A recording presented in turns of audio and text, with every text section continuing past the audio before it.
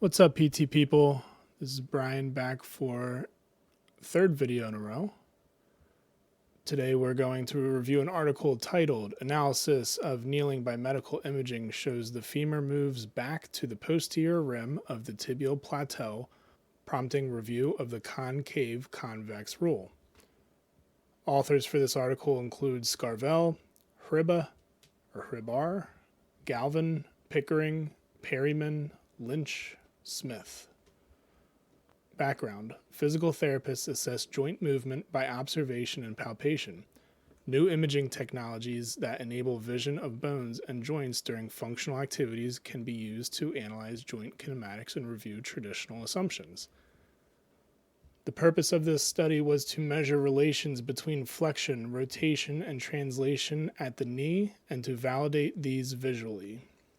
So we can make assumptions going into this article that, as we were likely all taught in kinesiology class, arthokinematics in closed kinetic chain, because they're kneeling, that the femur is going to roll posteriorly and glide anteriorly. But the purpose of this, as I mentioned, was to measure relations between flexion, rotation, and translation at the knee and to validate these visually. Methods of this test included healthy participants that knelt from upright kneeling to full flexion with the foot free. Fluoroscopy recorded movement at 30 frames per second of X-ray.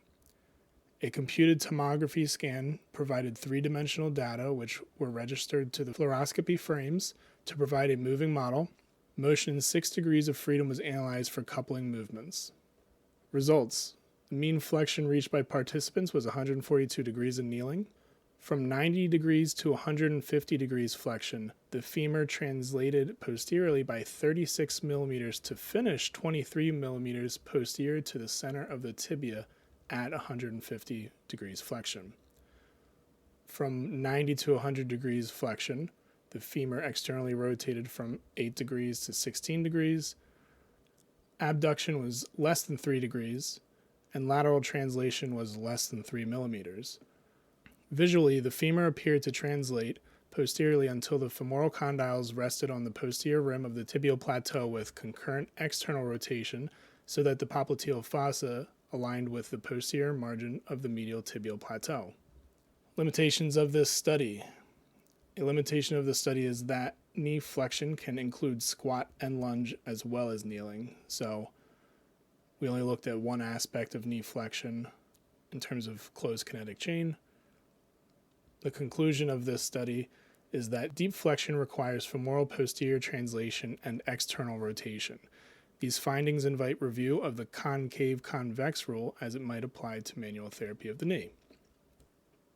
Again, in closed kinetic chain, we would expect the femur to glide anteriorly due to the posterior roll, but this study suggests otherwise.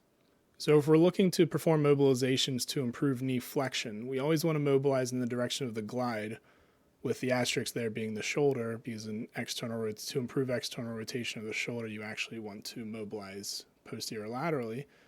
But in regards to the knee, mobilizing in the direction of the glide still holds true. The only change, as the study reports, is that the glide is actually posterior. So something to consider. Maybe develop some anecdotal evidence on your own. Comment below, like, subscribe, and we'll see you tomorrow.